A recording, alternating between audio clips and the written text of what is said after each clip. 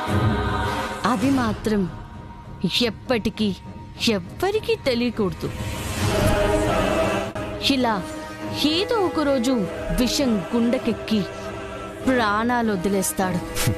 బాగుంది, కానీ ఎప్పుడో అంటే అంత టైం ఉండద్దు. ఈలోపే పనిచేస్తే అందుకే ఈరోజు కాస్త డోస్ పెంచబోతున్నాను. నిద్రలోనే ప్రాణాలు గాలిలో కలిసిపోతాయి. రాజా సూర్య ప్రతాప్ వర్మ శకానికి అంతం.